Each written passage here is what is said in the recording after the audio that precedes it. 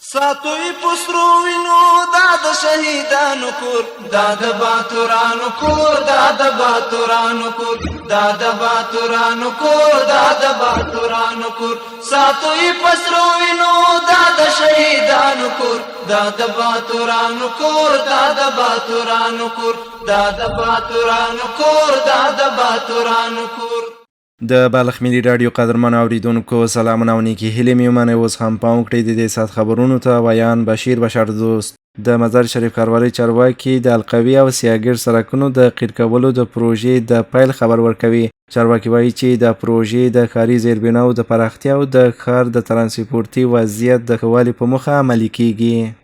د مزار شریف ښاروال حافظ عبدالرحمن احمد وایي چې د 1405 نومر اسکال په ترڅ کې د انکشافي او کاري پراختیايي پروګرامونو سره هم مهاله د یادو سړکونو د قیرزۍ چارې په اساسي او معیاري ډول پر مخ وړي.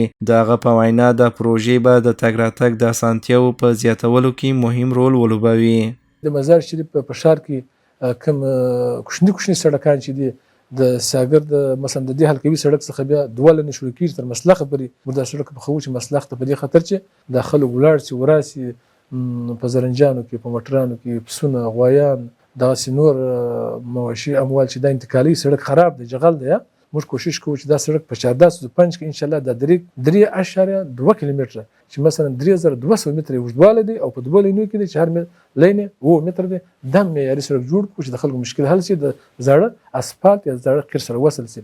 ښاغلی احمد همدارنګه وایي چې د پروژې د تخنیکي معیارونو په پام کې نیولو سره او د شته امکاناتو او سرچینو په کارولو سره عملي کیږي او هڅه کیږي چې چارې په ټاکلي وخت او په لوړ کیفیت سره بشپړې شي. یو حلقوي سړک هغه په داخل ښار کې و دا دوم حلقوي سړک دی. دوم حلقوي سړک ته انشاءالله موږ ژمن یو او تعهد ورکوو وعده ورکوو اطمینان ورکوو او خپل نظام ته او خپل مشرانو ته او مشرتابه ته جناب اجوالي صاحب ته او د مزار شریف قدرمنو ښاریانو ته اطمینان ورکوو چې انشاءالله العزیز تاسو به د دې شاهدان اوسئ چې انشاءالله په 1405 او 1406 کې انشاءالله العزیز د مزار شریف حلقوي سړک به یو معیاري ښکلی او پرمختللی سړک انشاءالله العزیز جوړیږي. د یادونې وړ ده چې د دا ډول پراختیايي پروژو پلي کېدل د مزار شریف ښاروالۍ د پراخو پروګرامونو یوه برخه ده چې د زیربناو د عصري کولو او د ښاري خدمتونو د کچې د لوړولو په موخه ترسره کیږي. د بلخ ولایت د نرخونو د کنټرول کمیسیون په تیر یو کال کې 15 تاریخ تیر او بې کیفیته خوراکي توکي د مزار شریف ښار له هټیو او مارکیټونو څخه راټول کړي او د کمیسیون د غړو په حضور کې سوځولي دي. د دې خوراکي توکو د سوځولو موخه د بېلابېلو ناروغیو مخنیوی او د ښاریانو د روغتیا خوندیتوب بلل شوی دی. د بلخ ولایت د صنعت او سوداګرۍ ریاست د صنعتي پارکونو امیر جمعه خان جلالي وایي چې په تیر یو کال کې د کنټرول کمیسیون توانیدلی چې د ښار له هټیو او مارکیټونو څخه 15 بې کیفیته او تاریخ تیر خوراکي توکي له راټولولو وروسته سوځول شوي دي. موږ تقریبا په حدود دغه یو کال کې 15 دغه تاریخ تیر مواد د موږ حریق کړي و او حذر کړي دي. دا اوس تقریبا 15 ټنه دا څه اضافه دغه مواد چې اوس تاسو وینئ چې ور اخیسته دي. دا ان شاء الله تعالی د زموږ کار به دغسې جریان لري چې زموږ وطنوال زموږ ملت او زموږ د ټول وګړي د ښار د دغه تاریخ تیر شیانو څخه د دغه ضرر څخه د نجات پیدا کړي. د بلخ ولایت د صنعت او سوداګرۍ ریاست د تشبثاتو مدیر کمال الدین شمس وایي لکه څنګه چې تاسو خبر یاست د کمیسیون له لارې ډیر شمیر تاریخ تیر خوراکي توکي راټول او سوځول شوي دي او د دې ولایت په کچه د تاریخ تیرو خوراکي توکو د راټولولو بهیر به همداسې دوام ولري. دغه پروسه زمونږ همیشه دوام لري او موږ هیوادوالو او هموطنو والو ته دغه ډاډ ورکوو چې انشاءالله تعالی موږ به په آینده کې هم دغه پروسې ته دوام ورکوو او کوم تاریخ تیر او بې کیفیته توکي چې زموږ په هیوادوالو هغه دکانداران یا متشبثین خرڅوي نو د دې نه به مخنیوی کوو انشاءالله. د مزار شریف ښاروالۍ د مارکیټونو د تنظیم مدیر عزیز الله عزیزي په تیر یو کال کې د تاریخ تیر خوراکي توکو د راټولولو او سوځولو په اړه داسې وایي.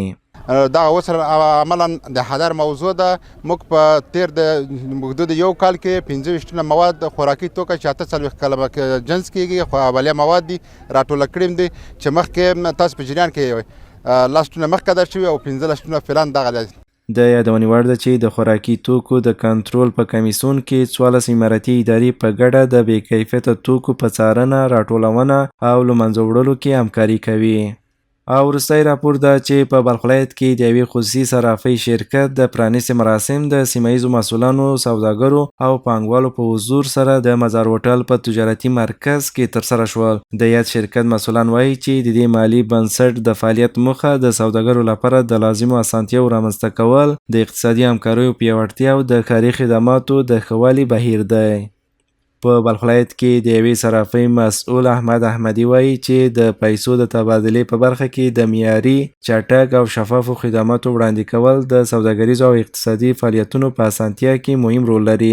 د هغه په وینا د منظم صرافۍ مرکزونو جوړېدل کولی شي د سوداګرو ترمنځ باور زیات کړي او د مالی بازارونو د ودې لپاره زمینه برابر کړي. شرکت صرافی ما در بیشتر از 23 ولایت افغانستان نمایندگی فعال داره و در کشورهای منطقه و کشورهای همسایه و همچنان کشورهای شامل امارات متحده، شامل کشورهای اروپایی و ما خوشحال هستیم که به مشتریای خودی اطمینان میتیم که ما با تعهد، با صداقت و با پشتکار همیشه در خدمتشان هستیم. په همدې حال کې د مزار هوټل له شریکانو څخه اسمت الله اسحاقزی د دې صرافۍ شرکت پرانیسته د اغیزمنو تجارتي اړیکو د رامنځته کولو په برخه کې مهم ګام وباله او ډاډ ورکړ چې د دې مجموعې مدیریت چمتو دی چې د صرافانو د مال او ځان د امنیت د تامین له لارې عملي اقدامات ترسره کړي. تر اوسه الحمدلله په لسګونه صرافان راغلي دي، خپل روزانه فعالیت کوي او دا لړۍ دوام لري، ځکه چې تر اوسه پورې صرافانو یو مناسبه ځای بې له مزار هوټله بل ځای نه دی پیدا کړی او هم هغه څه چې صرافان په دې بلخ ولایت کې دي چې جوازونه لري د دوی ټولو دپاره په پوره ظرفیت سره ځای جوړ دی. له بلې خوا د بلخ ولایت د سوداګرۍ او پانګونې خونې غړی شکیب اکبري هم د دې صرافۍ پرانیسته وستایله او هغه یې د اقتصادي فعالیتونو د پراختیا لپاره یو مثبت ګام وباله.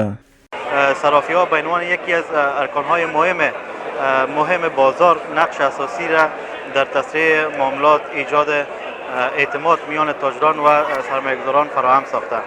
د یادونې وړ ده چې د صرافۍ د شرکتونو او مالي مرکزونو د فعالیتونو په زیاتېدو سره تمه کیږي چې په بلخ ولایت کې د سوداګریزو راکړو ورکړو بهیر لا اسانه سي او د دې سیمې د دوامدار اقتصادي پرمختګ لپاره زمینه برابره سي. د بلخ ملي راډیو قدرمن اوریدونکو دا و د دې ساعت خبرونه. تر بیا مله پامان او تاسو ته ښې چارې.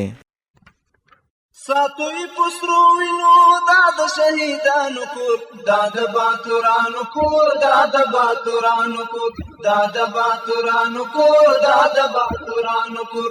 ساتوی پسرو وینو دا د شهیدانو کور، دا د باتورانو کور، دا د باتورانو کور، دا د باتورانو کور، دا د باتورانو کور.